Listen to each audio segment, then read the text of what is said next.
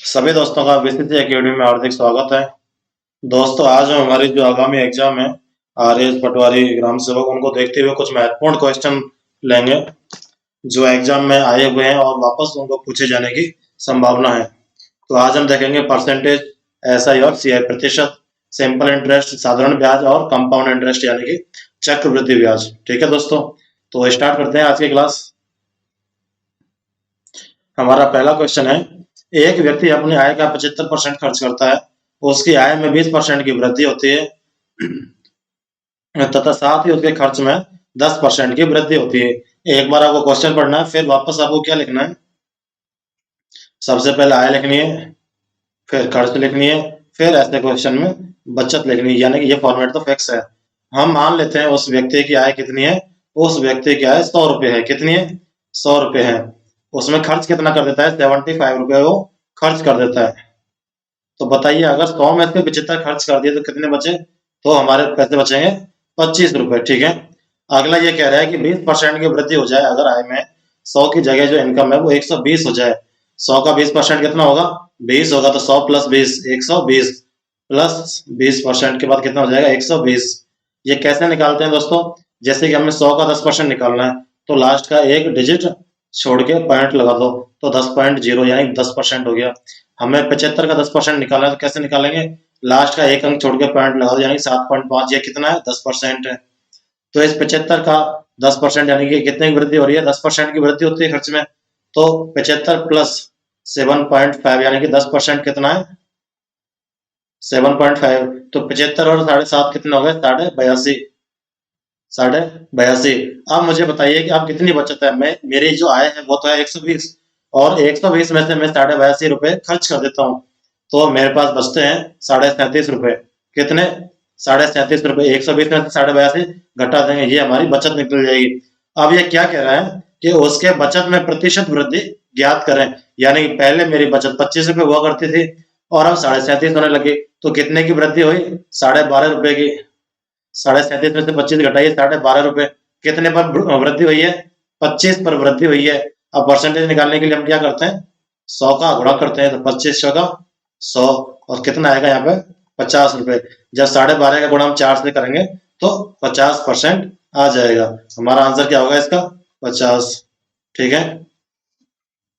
अगला क्वेश्चन देखिए, वो भी ऐसा ही है, सेम टू सेम। इसमें हमें क्या लिखना है? बचत। इसमें वही लिखेंगे, बचत, खर्च, और फिर सबसे पहले हम लिखेंगे आय, आय, खर्च और बचत। ठीक है दोस्तों, आय मान लेते हैं वही सेम 100 रुपए। खर्च, ये क्या कह रहा है? एक व्यक्ति अपनी आय का 40% बचाता है, यानी कि 100 में से वह व्यक्ति 40 रुपए बचाता है। 100 का 40% 40 होगा, 100 का 50% 50 होगा। तो 100 में से वह 40 रुपए बचाता है, तो खर्च कितने हो गए? 100 में से मैंने 40 खर्च कर दिया, तो कितने बचे? 60 रुपए। अगली लाइन पढ़िए कि उसकी आय में 30% की वृद्धि होती है, यानी कि 100 की जगह उसकी आय 130 हो गई। 100 का 30 यानी कि 30 और जोड़ दीजिए इसमें, तो 130 रुपए हो गई उसकी नई आय। और खर्च में 25% की वृद्धि। 60 का जो 25% है दोस्तों, वो कितना होगा? वो होगा 15। कैसे ज्ञात करेंगे? मैंने आपको बताया था कि कोई भी अगर हमें 10% ज्ञात करना है, 10% ज्ञात करना है, तो एक अंक छोड़ के पॉइंट लगाइए। अगर हमें 10% ज्ञात करना है तो एक अंक छोड़ के पॉइंट लगाइए। अगर हमें 1% ज्ञात करना है तो 2 अंक छोड़ के पॉइंट लगाइए। तो 1% कितना हो गया? 0.6। हमें कितना चाहिए? कितने की वृद्धि हो रही है? 25% की। तो 25 से गुणा कर लो 0.6 का, तो 25 छः की 150, वापस पॉइंट लगा दो, तो 15 रुपए। कितने हो गए? 60 का 25% कितना होता है? 15 रुपए। तो इसमें प्लस 15 और कर दीजिए, कितने हो गए? 75 रुपए। अब मुझे बताइए, 130 में से मैंने 75 रुपए खर्च कर दिए, तो कितने रुपए बचे? 25 और 30 55 रुपए। यानी कि अब मेरे पास 55 रुपए बचते हैं। कितने बचते हैं? मेरे पास 55 रुपए बचते हैं। अब ये क्वेश्चन कह रहा है कि बताइए यहाँ से कितने प्रतिशत की वृद्धि हुई है, उसके बचत में कितने प्रतिशत की वृद्धि हुई। पहले 40 रुपए बचते थे, अब 55 बचने लगे, तो कितने ज्यादा बचने लगे? 15 रुपए। तो 15 का परसेंटेज कैसे निकालेंगे? 15 बटे कितने पर बच रहे हैं? कितने पर? 40 पर। 40 इंटू 100, जीरो से जीरो 150 में 4 का भाग लगाइए, 4 तिया 12, 3 बचे, 4 7 28, 2 बचे, 4 पंजे 20, 37.5%। इसका आंसर हो जाएगा 37.5%। अगला क्वेश्चन देखिए, एक कंपनी क्या है 20% प्रति वर्ष बढ़ जाती है। ये जो क्वेश्चन है सेम जो सक्सेस, इसको बोलते हैं हम सक्सेसिव प्रोग्रेशन, यानी कि क्रमिक वृद्धि। क्रमिक वृद्धि, यही क्रमिक वृद्धि हमारी जो चक्रवृद्धि ब्याज है उसमें होती है। तो ये ऐसे क्वेश्चन को हम सॉल्व करते हैं कि ये कह रहा है कि प्रति वर्ष 20% बढ़ जाती है, तो 20% को सबसे पहले ऐसे क्वेश्चन में इसको भिन्न में चेंज करिए।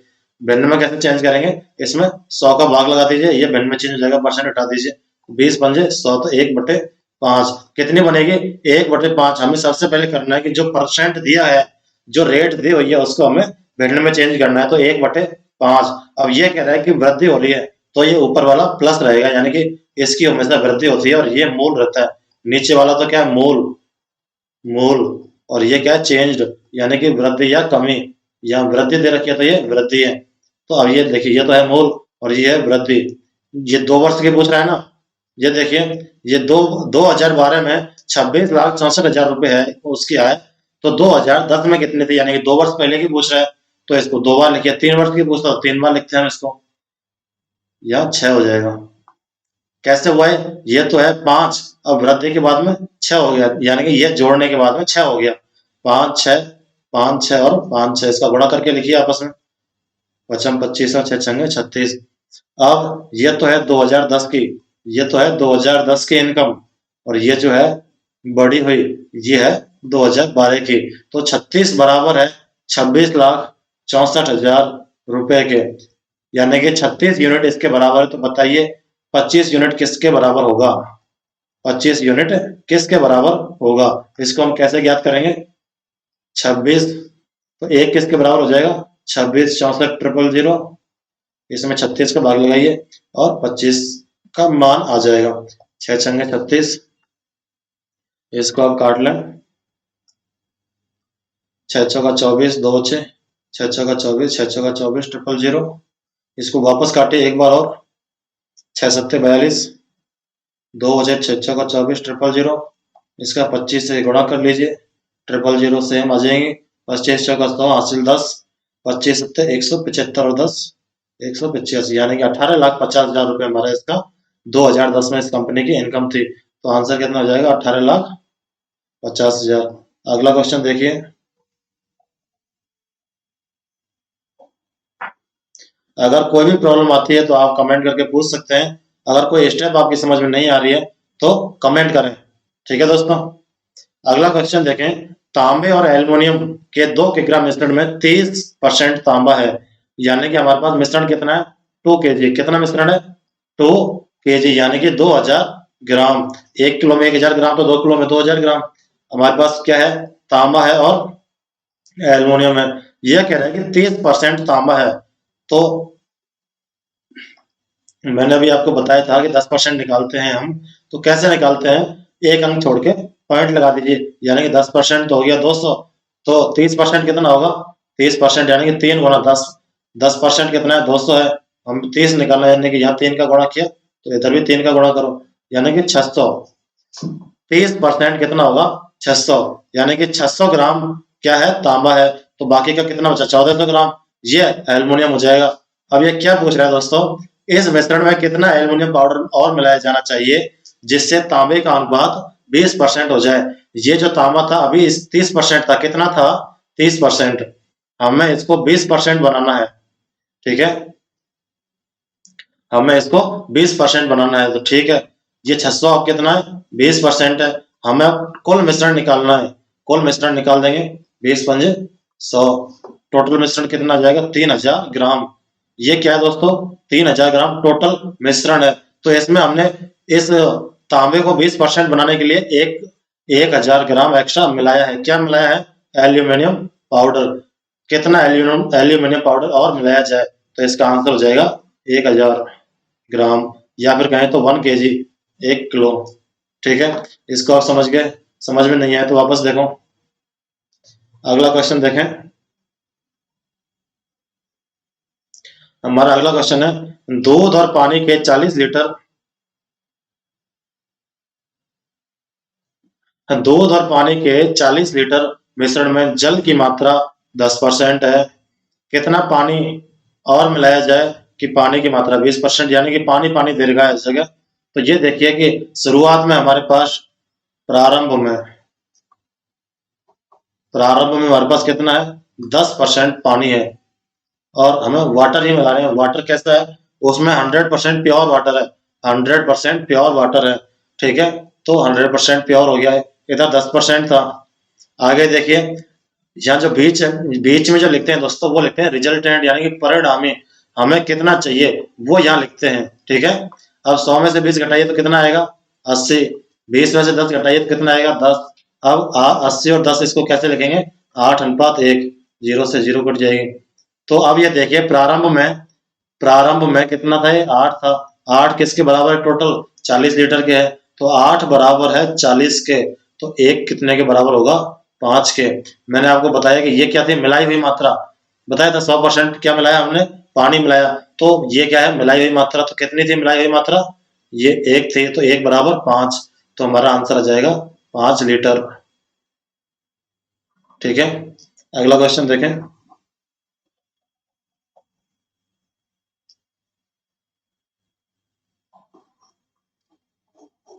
हमारा अगला क्वेश्चन है, एक परीक्षा में सफल होने के लिए एक छात्र को 35% अंक प्राप्त करने हैं, यानी कि पासिंग मार्क्स कितने हैं, 35। अगर इसके कम मार्क्स उसने प्राप्त किए तो वह फेल हो जाएगा। तो 35% अंक उसके लिए आवश्यक हैं, 35%। अब ये क्या कह रहा है कि उसने 200 अंक प्राप्त होते हैं, उसे कितने, 200 अंक प्राप्त होते हैं और वह 10 अंकों से असफल हो जाता है, फेल हो जाता है। मतलब कि उसको 10 अंक और दो, 10 अंक और दो, तब जाके वो बंदा पास होगा। तो कितने अंक प्राप्त किए उसने, 210। तो ये कितने के बराबर है, 210, ये 35% के बराबर है। अब ये देखिए 210, इसका जो परसेंट होता है ना, वो नीचे लिखते हैं। ये जितना परसेंट होता है वो नीचे लिखते हैं, ठीक है। अब हमें कितना चाहिए, 100% चाहिए। तो इसको निकालें, 7×5 35, 7 21, 5 की 30। तो टोटल पूर्णांक आ जाएगा 600। आ गया समझ में, समझ में नहीं आया तो वापस देखो, वापस यही समझाऊंगा मैं, ठीक है। वीडियो लंबी करने से कोई फायदा है नहीं। अगला देखें, किसी परीक्षा में एक विद्यार्थी 41% अंक प्राप्त करता है। किसी परीक्षा में एक विद्यार्थी 41% अंक प्राप्त करता है और 17 अंकों से उत्तीर्ण हो जाता है। 17 यानी कि उसके 17 अंक ज्यादा है, ये प्लस का मतलब है कि उसके ज्यादा अंक आए। एवं दूसरा विद्यार्थी 30% अंक प्राप्त करता है। दूसरा विद्यार्थी 30% अंक प्राप्त करता है और 16 अंकों से अनुत्तीर्ण हो जाता है, यानी कि -16। माइनस का मतलब है कि उसने 16 अंक कम प्राप्त किए। अब इसको आगे सॉल्व कीजिए, इसको माइनस कीजिए, ये माइनस माइनस प्लस हो जाएगा, समझ गए। ये 41 में से 30 गए तो 11, और 16 और 17 33। ये क्या है, परसेंट है ना। तो 1%, 11 से 33 को काट दीजिए, कितना आएगा, 3 आएगा। तो 1% बराबर है 3 अंकों के, 1% 3 अंकों के बराबर है। तो हमारा टोटल पूर्णांक कितना था, 100% था। कितना, 100%। 1 से हमें 100 बनाने के लिए 100 का गुणा करना पड़ा, तो इधर भी 100 का गुणा करो, तो 300 अंक। तो टोटल पूर्णांक था वो कितना हो जाएगा, 300 अंक, ठीक है दोस्तों। अगला क्वेश्चन कीजिए, ये भी सेम ऐसा ही है। अगला क्वेश्चन कह रहा है कि किसी परीक्षा में एक विद्यार्थी 29% अंक प्राप्त करता है। किसी परीक्षा में एक विद्यार्थी 29% अंक प्राप्त करता है और वह 20 अंकों से अनुत्तीर्ण हो जाता है। क्या कह रहा है कि -20, माइनस का मतलब है कि 20 अंक उसके कम आए। फिर कह रहा है अगला कि एक दूसरा विद्यार्थी 39% अंक प्राप्त करता है, 39% अंक प्राप्त करता है तथा 30 अंकों से उत्तीर्ण हो जाता है, यानी 30 प्लस, यानी प्लस का मतलब है 30 अंक उसके ज्यादा है। तो इसको चलो सॉल्व कीजिए। अब इसको माइनस कीजिए, इसको भी माइनस कीजिए। ये देखिए -10 बराबर -50, ये माइनस माइनस प्लस हो जाएंगे, ठीक है। तो 1%, 1% किसके बराबर है, 5 अंकों के। 10 से काटेंगे ना, इसको 5 5 आ जाएगा। तो 1% है 5 अंकों के बराबर।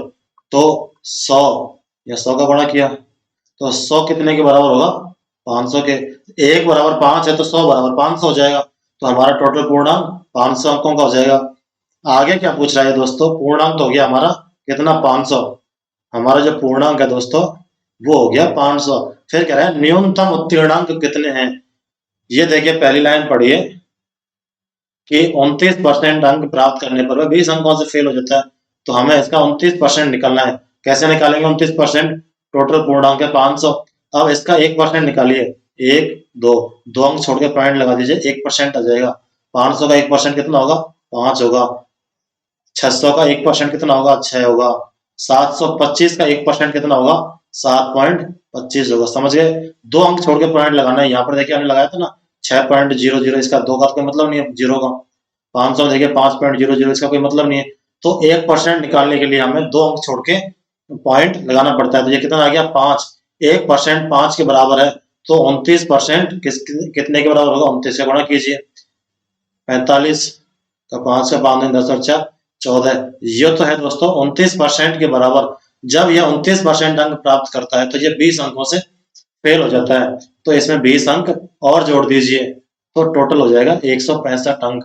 यानी कि इतने अंक उसको पास होने के लिए जरूरी है। अगर ये 164 अंक प्राप्त करेगा तो फेल हो जाएगा। तो न्यूनतम उत्तीर्णांक इसको 165 चाहिए। ठीक है, आप चाहो तो इससे भी निकाल सकते हो। कैसे निकालेंगे? इसका 500 का था, सबसे पहले 39 39% निकालिए। कैसे निकालेंगे 39%? ये भी बता देता हूँ। 39% निकालना है। 1% तो 5 हो गया। 39% के लिए 5 का गुणा कर दो। 5 9 45, 5 3 15 और 4 19। इसमें ये 30 अंक ज्यादा आ रहा है ना पास मार्क्स से। यानी मुझे चाहिए तो 165 ही, लेकिन मैं 100 मतलब 30 अंक ज्यादा लेके आ गया था ना, तो 195 आ रहे हैं इसके। और 30 अंक क्या है? ज्यादा आ रहे हैं। इसको माइनस कीजिए, वापस कितना आ जाएगा? 165 आ जाएगा। ठीक है, ये भी हो गया 165। ये 500। और तीसरे का आंसर क्या होगा? न्यूनतम उत्तीर्णांक प्रतिशत। यानी कि मैंने 500 में से 165 अंक तो प्राप्त कर लिए, लेकिन 165 अंक कितने प्रतिशत है 500 का? तो 165 बटे 500 कितने में से ज्ञात कर रहे हैं? 500 में से। 500 में से प्राप्त किए 100 और 100 का गुणा कर दो। 5 तिया 15 और 5 तिया 15, यानी कि 33%।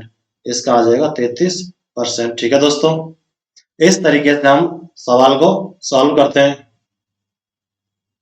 इसमें हमने ना तो कहीं x माना, ना कहीं 100 माना, और बहुत ही आसानी से हमने सवाल को सॉल्व कर दिया।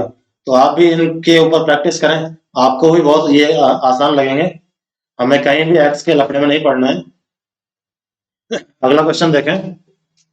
कोई धन, ये क्वेश्चन देखिए दोस्तों, ये सरल ब्याज यानी कि सिंपल इंटरेस्ट के आ गए हैं। हमारा प्रतिशत का वो पूरा हो गया। ये क्या है कि अभी एग्जाम ओरिएंटेड है, जो अभी एसआई के एग्जाम आए हुए हैं। पिछली बार पटवारी में, पिछली बार ग्राम सेवक में जो एग्जाम क्वेश्चन आए हुए हैं, ये वो क्वेश्चन है। ठीक है दोस्तों, इनकी आप प्रैक्टिस करें। क्वेश्चन एग्जाम में यही क्वेश्चन है जो रिपीट होते हैं। इनमें सिर्फ संख्याएं चेंज होती हैं, बाकी फॉर्मेट यही रहता है। अगला क्वेश्चन देखते हैं। कोई धन किसी सरल ब्याज की दर से 3 वर्षों में 3200 रुपए हो जाता है। 3 वर्षों में कितना हो रहा है? 3200 रुपए। और 5 वर्षों में 4000 रुपए हो जाता है। ठीक है, तो अब इसमें से घटाइए, इसमें ये आ जाएगा 2 और ये आ जाएगा 800 रुपए। ठीक है, यानी कि 2 वर्ष में 800 रुपए ब्याज बना उसका। साधारण ब्याज कौन सा वाला? साधारण ब्याज। साधारण ब्याज की एक खासियत होती है कि यह प्रथम वर्ष, द्वितीय वर्ष, तृतीय वर्ष, यानी कि हर एक वर्ष के लिए बराबर होता है। जैसे कि हमने कोई किसी से 100 रुपए लिए, तो 100 रुपए पर हमने उससे मान के चलो 10% की ब्याज से लिए, तो 100 पर हमने पहले जो साल में ब्याज दिया 10 रुपए, फिर अगले साल ब्याज दिया 10 रुपए, तीसरे साल ब्याज दिया 10 रुपए, यानी कि हर साल बराबर बराबर होता है। लेकिन जो चक्रवृद्धि ब्याज होता है उसमें क्या होता है? ब्याज के ऊपर ब्याज लगता है। हमने उससे 100 रुपए उधार लिए, 1 साल बाद उसके 10 रुपए का ब्याज हो गया। कितने हो गए? 110 हो गए। जो साधारण ब्याज और चक्रवृद्धि ब्याज है वह पहले वर्ष के लिए समान होते हैं, लेकिन दूसरे वर्ष में क्या होता है कि जो ब्याज बनी है 10 रुपए, वह टोटल मिश्र धन बन जाता है 110। चक्रवृद्धि ब्याज में अब जो ब्याज है 100 पे नहीं लगेगी, वह 110 पे लगेगी। तो ये साधारण ब्याज और सिंपल कंपाउंड इंटरेस्ट यानी चक्रवृद्धि ब्याज का अंतर होता है। इसमें देखें 2 वर्ष का जो ब्याज है वो 800 रुपए है, तो 1 वर्ष का कितना हो जाएगा? इसमें भाग दे लीजिए 2 का। 1 वर्ष में हो जाएगा 400 रुपए। कितना? 400 रुपए। तो 3 वर्ष में कितना हो जाएगा? 1 वर्ष में हम 400 रुपये ब्याज दे रहे हैं, तो साधारण ब्याज है, ये 400 रहेगा तीनों सालों में, तो 3 वर्ष में कितना हो जाएगा? 400 × 3 बराबर 1200, यानी कि 3 वर्ष में मिश्र धन कितना था ब्याज सहित? 3200 रुपये। 3 वर्ष में ब्याज सहित मिश्र धन 3200 रुपये था। अगर हम मिश्र धन में से ब्याज घटा दें, 3200 रुपये में से 1200 रुपये ब्याज घटा दें, तो क्या आ जाएगा? मूलधन आ जाएगा। 3200 में से 1200 घटाने पर 2000 आते हैं। ये क्या है दोस्तों? ये मूलधन है। तो ये क्या हो जाएगा? अपना मूलधन कितना है? 2000। ठीक है। अब यह पूछा है रेट क्या है, तो रेट के लिए हम कैसे निकालेंगे? कितनी वृद्धि हो रही है? 400 रुपए की। कितने की? 400 रुपए की। कितने के ऊपर हो रही है? 2000 के ऊपर। मूलधन है ना 2000, और हमें परसेंट निकालना है, तो 100 से गुणा कर लेंगे। ये देखिए 3 जीरो से 2 जीरो ये और 1 जीरो ये, 3 जीरो गई, 2 का इसमें भाग दे दीजिए, बराबर 20% इसका आंसर आ जाएगा, दर आ जाएगी। ठीक है।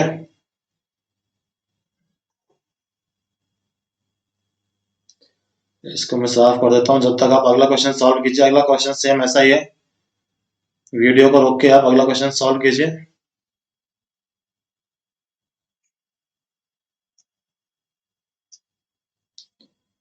वीडियो को रोक कर आप अगला क्वेश्चन सॉल्व करें जब तक मैं इसको थोड़ा साफ कर देता हूं। ये देखिए दोस्तों, हमारा जो अगला क्वेश्चन है वो सेम ऐसा ही है जो हम सॉल्व कर चुके हैं। ठीक है। कोई धन किसी सरल ब्याज की दर से 3 वर्षों में 3200 रुपये हो जाता है, ये हो गया। अगला देखें, कोई धन किसी सरल ब्याज की दर से 4 वर्षों में 6040 रुपये हो जाता है, और 7 वर्षों में 6820 रुपये हो जाता है। तो 3 वर्ष में ये देखिए क्या बचा? मूलधन दर सेम है। 3 वर्ष में कितने का अंतर आएगा? यहाँ पे 0, 12 में से 4 गए तो 8, और ये 7, यानी कि 3 वर्ष में जो साधारण ब्याज बनेगा वो कितना बनेगा? 780। तो बताइए 1 वर्ष में कितना बनेगा? इसमें 3 का भाग दे लीजिए, 3 दूनी 6, 3 6 18, यानी कि 1 वर्ष में जो ब्याज बनेगा वो बनेगा 260 रुपये। अब ये देखिए इसने 4 वर्ष का ये मिश्र धन दे रखा है, तो हम 4 वर्ष का ब्याज निकाल के इसमें से घटा देंगे। 1 वर्ष का ब्याज 260 रुपये है, तो 4 वर्ष का कितना हो जाएगा? जो साधारण ब्याज होता है वो प्रत्येक वर्ष के लिए समान होता है, मैंने बताया आपको। तो 4 वर्षों का ब्याज निकालने के लिए 4 का गुणा कर दीजिए, 4 जीरो, 4 6 24, 4 दूनी 8 और 10, यानी कि 4 वर्ष का ब्याज 1040 हो गया। मिश्र धन में से ब्याज घटाएंगे तो क्या आएगा? मूलधन आ जाएगा। कितना आएगा? 5000 रुपये। ठीक है। तो ये तो आ जाएगा हमारा मूलधन, कितना? 5000 रुपये। अब ये पूछ रहा है दर, तो प्रत्येक वर्ष कितना बढ़ता है? 260 रुपये। प्रत्येक वर्ष कितना बढ़ता है? 260 रुपये। कितने पर? 5000 पर, मूलधन पर, इंटू 100। जीरो से दो जीरो काट दिए, 1 से 1 काटिए, 55 25, 5 सही 1/5% क्या आ जाएगी? इसकी दर आ जाएगी। ठीक है दोस्तों, ये क्वेश्चन हो गया। अगला क्वेश्चन सॉल्व कीजिए, हो जाए तो, नहीं तो मैं करवाऊंगा।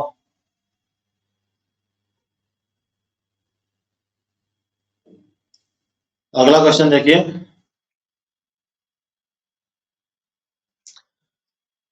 कोई धन किसी सरल ब्याज की दर से 5 वर्षों में दोगुना हो जाता है।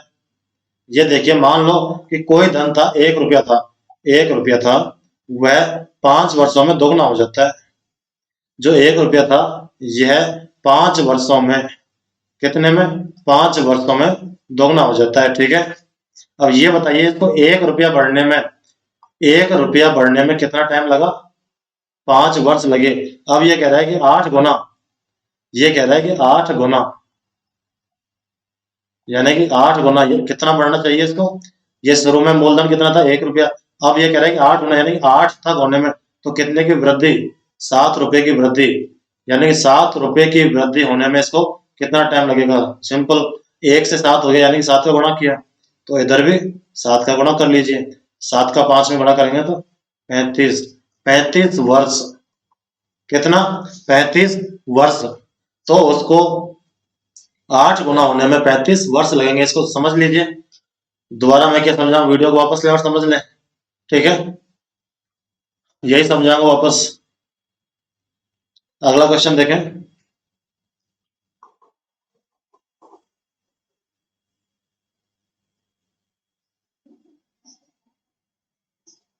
आपको जो ये शॉर्ट ट्रिक है जो अपनी एसएससी के एग्जाम में काम आती है, ये वो शॉर्ट ट्रिक है जो क्वेश्चन देखते ही सॉल्व होता है। अगला है, कोई धन किसी सरल ब्याज की दर से 15 वर्षों में 3 गुना हो जाता है। सेम क्वेश्चन, मान लो कोई 1 रुपया था, वह 15 वर्षों में कितना हो गया, 3 गुना हो गया। कितने में, 15 वर्षों में। ठीक है, 15 वर्षों में 3 गुना हो गया। तो आप इसको देखिए, 2 रुपए बढ़ने में इसको 15 वर्ष लग गए। 2 रुपए बढ़ने में इसको 15 वर्ष लग गए। अब ये कह रहा है कि 16 गुना होने में, यहां से हम जाएंगे 16 गुना, तो कितने रुपए की, एक तो ये है ही है, इसको और कितने रुपए चाहिए, यानी 15 रुपए और कितने दिन में बढ़ेंगे। तो यहाँ पर लिखिए 15 गुना। अब ये देखिए यहाँ पे 7.5 का गुणा किया, 7.5 का गुणा किया तब 15 आया, तो यहाँ पर भी 7.5 का गुणा कर दीजिए। इस 7.5 का गुणा करेंगे तो 15 5 75 हासिल 7, 105 और 7 112। तो इसमें टोटल जो टाइम लगेगा 112.5 वर्ष लगेंगी। ठीक है, साधारण ब्याज से किसी धन को 16 गुना होने में। ठीक है, इस चीज को आप समझ गए। अच्छा, आप ये सोच रहे होंगे कि 7.5 कैसे किया, सिंपल है, 15 में 2 का भाग दे लीजिए, 7.5 आ जाएगा। 2 सत्ते 14, 2 पंजे 10। ठीक है ना, तो 15 में 2 का भाग देके देख लीजिए करें कि कितने का हमें गुणा करना है। ये चीज आप प्रैक्टिस करें, आप ये बहुत आसान हो जाएगा ऐसे क्वेश्चन सॉल्व करना आपके लिए। अगला क्वेश्चन देखें, किसी धन का सरल ब्याज उस धन का 81/100 गुना है यदि समय तथा दर, इसकी एक सीधी सी ट्रिक है, यदि आर और टी, रेट और टाइम, समय और दर बराबर हैं, तो उस समय दर या समय ज्ञात करने के लिए एक फॉर्मूला है, 10 इंटू जो ये दे रखा है ना उसको लिख दो सीधा सीधा, 81/100। तो चलो करिए सॉल्व, 10 इंटू 9/10,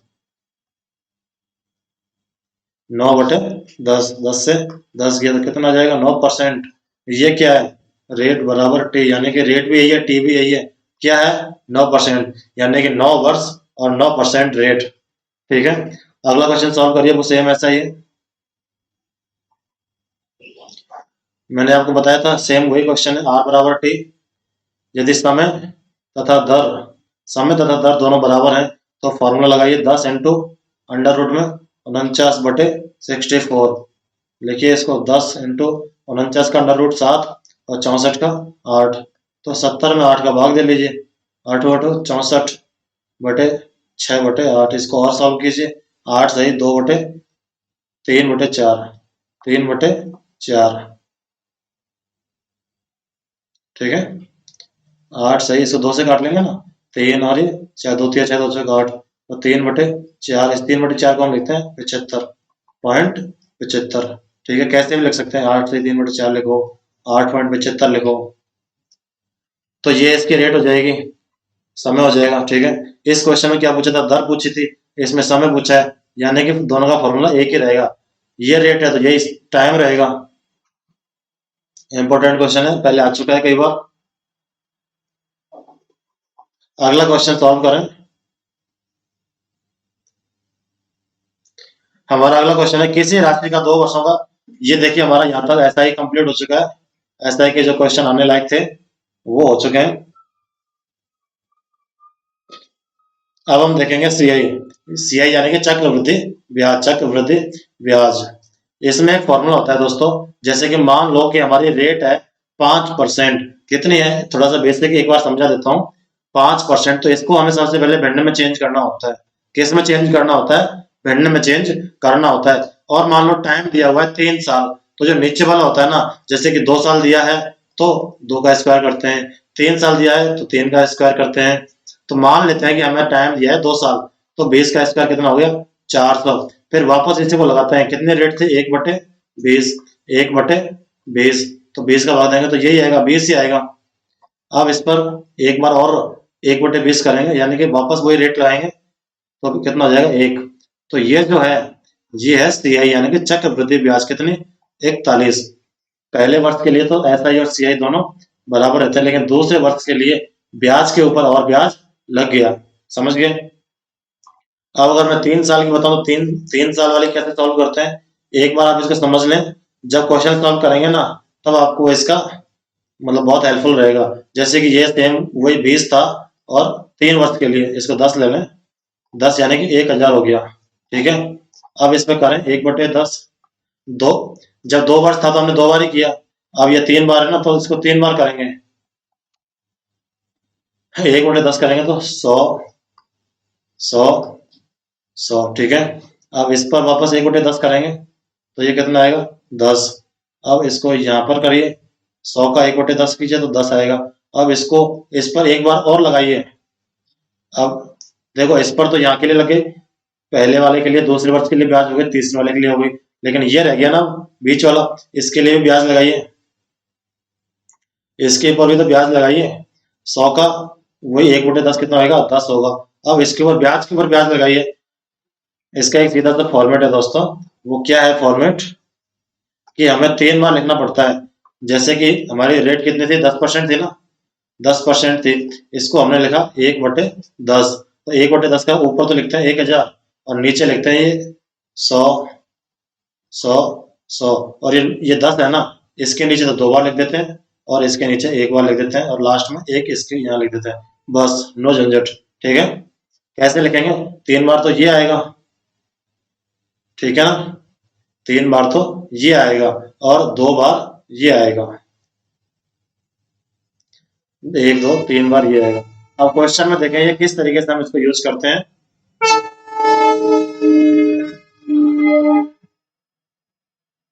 क्वेश्चन देखें कि किसी राशि का 2 वर्षों का चक्रवृद्धि ब्याज 40.80 रुपए है। 2 वर्षों का सीआई कितना है, 40.80 रुपए, और 2 वर्षों का एसआई कितना है, 40 रुपए, तो अंतर कितना है, 0.80। मैंने आपको बताया कि पहले वर्ष के लिए जो एसआई है एवं सीआई है वो बराबर ही रहता है। मैंने बताया था ना अभी 20, 20, और नीचे जो आया था ना ये एक्स्ट्रा होता है, ये सीआई एक्स्ट्रा होता है सीआई से दूसरे वर्ष के लिए, पहले वर्ष के लिए तो बराबर था दोनों में। ठीक है ना, तो इसको देखें। अब ये क्वेश्चन कह रहा है कि साधारण ब्याज कितना है, 40 रुपए 2 वर्षों का, तो 2 वर्षों का अगर 40 रुपए है साधारण ब्याज तो 1 वर्ष का कितना होगा, 20। तो इसको इस तरीके से लिखें, 20, 20, 40 हो गया। अब एक्स्ट्रा कितना है, 80 रुपए, ये क्या है, चक्रवृद्धि ब्याज है जो एक्स्ट्रा है, इसको हम दूसरे वर्ष के नीचे लिखेंगे। समझ गए आप इतना, जो ऐसा ही होता है ना वो हर एक वर्ष के लिए बराबर होता है, इसलिए हमने इसको आधा आधा करके लिख दिया। जब हम दूसरा क्वेश्चन सॉल्व करेंगे तो आपको और अच्छे से समझ में आएगा। ये देखें तो दर की प्रतिशत पूछी है इसने, ये देखिए जब 20 से हम 80 पर गए तो ये कितना आता है, इसको निकाल लीजिए एक बार। 20 में 0.8 या इसका भाग दे लीजिए, ये आएगा दोस्तों 25। कितना, 25। तो 1/, जब हमने 25 किया, कितना किया, 1/25 किया तो 0.80 आया। यही रेट होती है हमारी, 1/25। मैंने आपको क्या बताया था कि जो परसेंट होता है ना उसको भिन्न में चेंज करना होता है, तो ये अब भिन्न आ गई, इसको परसेंटेज में चेंज कर लीजिए वापस। 1/25 को परसेंटेज में चेंज करने के लिए क्या करेंगे, 100 का गुणा करेंगे, तो 25 चौका 100, 25 चौका 100, 4% आ गया। आपकी समझ में कम कम आया होगा मुझे पता है, दूसरा क्वेश्चन सॉल्व करेंगे तो आपकी समझ में ढंग से आ जाएगा। ठीक है, अगला क्वेश्चन देखें। एक निश्चित धनराशि पर एक निश्चित दर से 2 वर्षों के लिए चक्रवृद्धि ब्याज, ये देखिए 2 वर्षों के लिए सीआई है,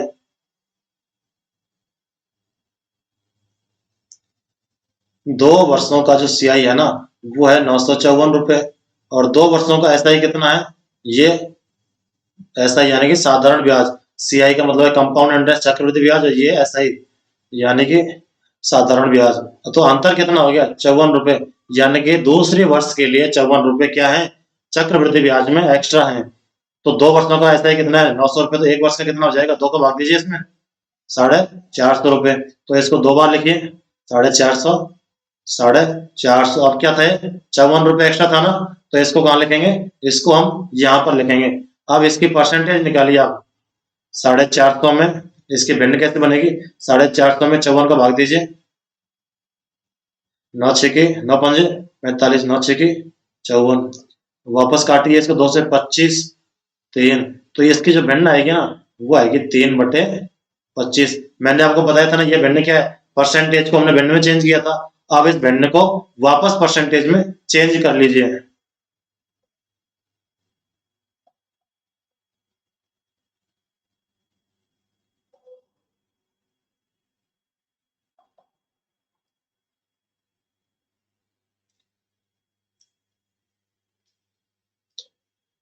ठीक है, इसको काटिए एक बार, 25 एकम 25, 20 25 अट्ठे 218 थिया 54 आ गया ना।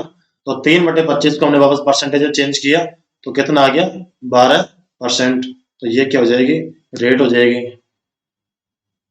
इसमें क्या पूछा है दोस्तों? इसमें मूलधन पूछा है, रेट नहीं पूछी इसने, मूलधन पूछा है। तो ये तो हमारी रेट हो गई, चलो निकाल दी, कोई बात नहीं। इसमें हम क्या करते हैं, जो साधारण ब्याज आया हमारा 450 रुपए, 450 में हमारा ये जो 3/25 है ना, इसका हम उल्टा करके गुणा कर देंगे। 3 से इसको काट लीजिए, 150 बार कटेगा, फिर इसका गुणा कीजिए, 25 0 25 पंजे 125, 25 एकम 25 और 12 37, 37 में 50 रुपये हमारा मूलधन आ जाएगा। समझ गए आप इस चीज को? अगर आपकी समझ में नहीं आया है तो वापस आप इन दोनों क्वेश्चन को एक बार खुद से निकालिए, वापस वीडियो को देखिए, आपकी समझ में आ जाएगा। इससे अच्छा मेथड आपको और कहीं नहीं मिलेगा। अगला क्वेश्चन देखिए, किसी धन पर 5% वार्षिक दर से 2 वर्ष के चक्रवृद्धि ब्याज तथा साधारण ब्याज का अंतर 35 रुपए। जब आपको क्वेश्चन दे दिया जाए, जब आपको क्वेश्चन दे दिया जाए 2 वर्षों के लिए अंतर, 2 वर्षों का अंतर, तो वो कैसे सॉल्व करेंगे? देखिए, हमें रेट दी हुई है, कितनी है रेट? रेट दी हुई है 5%। इसको सबसे पहले भिन्न में चेंज कीजिए, कैसे करेंगे? 100 का भाग लगा दीजिए, 1/20। किस में चेंज किया हमने? भिन्न में चेंज कर दिया। अब ये क्या करें, 2 वर्ष के लिए, तो स्क्वायर कर दीजिए इसका, 3 होता तो 3 कर देते हैं। ये है 2 वर्ष के लिए, तो कितना आया? 1/400। ये जो ऊपर वाला आता है ना, ये अंतर ही आता है, 2 वर्षों का सीआई एवं एसआई का अंतर आता है, ठीक है। और नीचे वाला आता है मूलधन, ऊपर वाला तो है अंतर 1/400। अंतर कितना? 1 बराबर कितना है? 35 रुपए है। तो 400 बराबर कितना होगा बताइए? 35 से गुणा कर लीजिए। 1 बराबर अंतर कितना? 1 बराबर 35 था ना, तो 35 से गुणा किया था हमने, तो 400 इंटू 35 कर लीजिए, 4 पंजे 20, 4 तिया 12 और 2 14। ये 14,000 रुपये हमारा क्या आ जाएगा? मूल धन आ जाएगा, ठीक है। ये क्वेश्चन हो गया अपना 17वां, आंसर 14,000। अगला क्वेश्चन देखिए,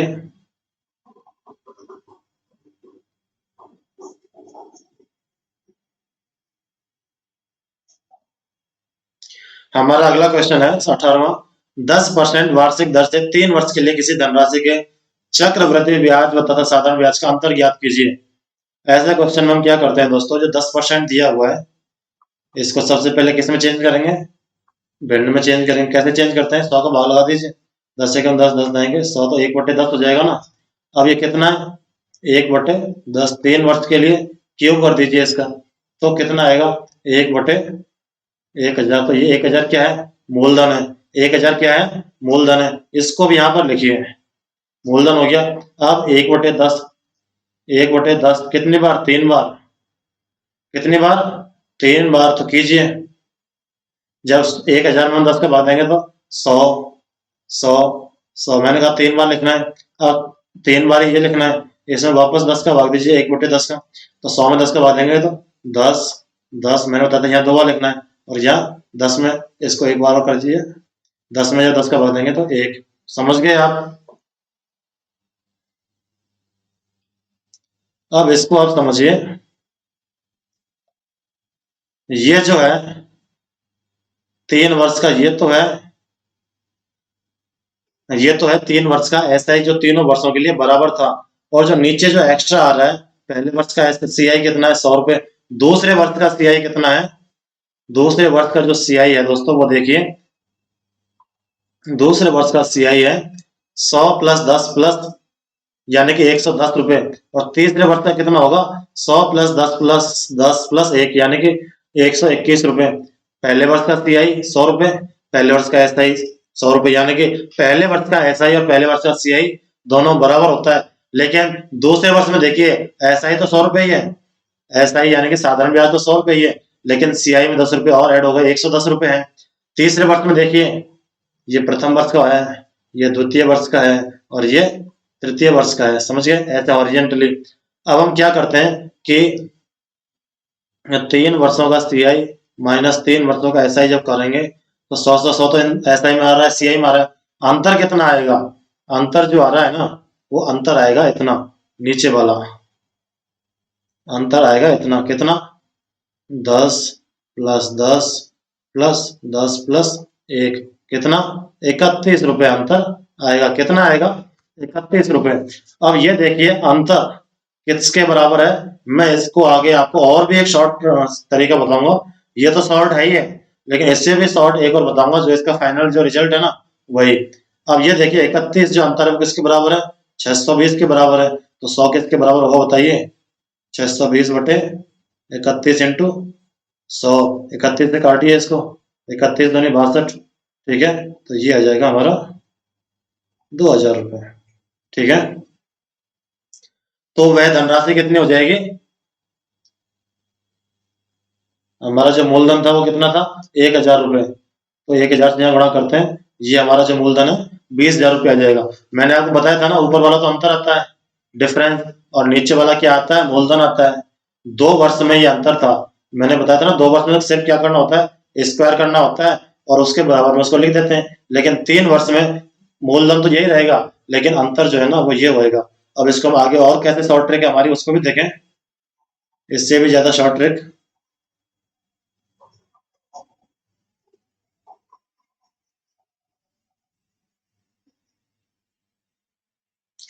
इसमें हम क्या करते हैं, जो हमारी जो 10% ये लिखा हुआ है, ये जो 10% लिखा हुआ है, इसको हम क्या लिखते हैं? 1/10। क्या लिखते हैं? 1/10। अब ये 3 वर्षों का है ना, तो 10 × 3 + 1। ठीक है, तो ये कितना आएगा? 31 रुपए। कितना आएगा डिफरेंस? 31 रुपए। 31 किसके बराबर? 620 के। एक किसके बराबर होगा? 620/31 के। और मूलधन कितना था हमारा? ये बताया था ना मैंने, इसका क्यूब करना है, तो जो आएगा नीचे 1000, ये हमारा मूलधन होता है। तो 31 दूनी 62, तो 20,000 रुपये हमारा क्या होगा? मूलधन होगा। ठीक है दोस्तों, इसको आप समझ गए। 2 वर्षों का अंतर, 2 वर्ष में तो सीधा सा है, जो हमारी रेट है उसको भिन्न में चेंज करके स्क्वायर कर देते हैं, और जो ऊपर का है उसके बराबर में उस डिफरेंस को रख देते हैं। और 3 वर्ष में क्या करते हैं? जो बटे में आता है, जैसे कि 1/10, तो 10 को हम 3 से गुणा करते हैं प्लस 1 करते हैं, या फिर आप ऐसे भी कर सकते हैं, 1/10 कर लो 3 बार, फिर 3 बार ये 10, ऐसे इसको कर सकते हैं। ठीक है, कोई प्रॉब्लम हो तो वापस देखें वीडियो। अगला क्वेश्चन आप खुद सॉल्व करें, मैं जब तक इसको थोड़ा साफ कर देता हूँ। अगला क्वेश्चन आप खुद सॉल्व करें, सेम क्वेश्चन है। अगला क्वेश्चन है हमारा, कोई धन किसी चक्रवृद्धि ब्याज की दर से 5 वर्षों में दोगुना हो जाता है। ये देखिए, मान लो वह धन कितना है? 1 रुपए। अब ये कह रहा है कि 5 वर्षों में कितना हो जाता है? 5 वर्षों में दोगुना हो जाता है। तो ये 8 गुना की पूछ रहा है, 8 गुना कब होगा? ये दोगुना हुआ, दोगुने के बाद में 4 गुना हुआ, 4 गुने के बाद में 8 गुना हो जाएगा ना। तो 1, 2 और 3, कितना कितना टाइम ले रहा है? कोई धन चक्र किसी चक्रवृद्धि ब्याज की दर से 5 वर्षों में, तो यहाँ पे इसको 5 वर्ष लगे।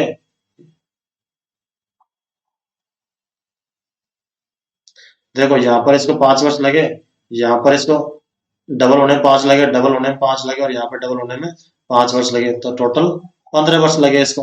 अगला क्वेश्चन सॉल्व कीजिए, सेम ऐसा ही है बिल्कुल। किसी धन कोई धन किसी चक्रवृद्धि ब्याज की दर से 15 वर्षों में 3 गुना हो जाता है। मान लो वह धन कितना? 1 है। अब वह क्या हो जाता है? 3 गुना हो जाता है। कितने वर्षों में होता है? 15 वर्षों में। कितने में? 15 वर्षों में। ठीक है, अब कोई धन 3 गुना हो रहा है ना डायरेक्ट, तो 3 के बाद में कितना होगा?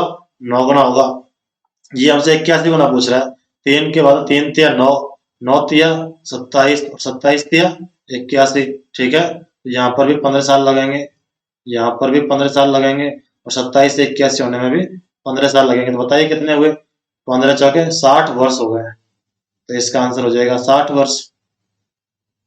आपने देखो इस तरीके से SI भी डबल हो रहा था, वो भी आपने देखा वो कैसे सॉल्व किया था। उसमें हमने देखा कि यार 1 रुपये बढ़ रहा है ना, कितने वर्षों में 1 रुपये बढ़ता है? 5 वर्षों में। तो 7 गुना के 7 रुपये कितने वर्षों में बढ़ेगा, वो हमने इस तरीके से सॉल्व किया था। और जी हमने डायरेक्ट चक्रवृद्धि ब्याज डायरेक्ट डबल डबल करके आंसर इसका निकाल दिया। तो दोस्तों ये बहुत ही इजी एवं सिंपल ट्रिक है, इससे आसान ट्रिक आपको कहीं पे भी नहीं मिलेंगी। इन ट्रिक्स की आपको, ये ट्रिक्स नहीं, एक कॉन्सेप्ट है, इस कॉन्सेप्ट को आप समझें और बार बार इन्हीं क्वेश्चन की प्रैक्टिस करें। कैसे भी बड़े से बड़ा क्वेश्चन हो आपका बहुत ही आसानी से सॉल्व हो जाएगा। तो धन्यवाद दोस्तों, आज की क्लास यही समाप्त करते हैं, बाकी रिवीजन करते रहें, आपके एग्जाम में इसके बार क्वेश्चन नहीं आएगा। मिलते हैं कल की क्लास में, धन्यवाद।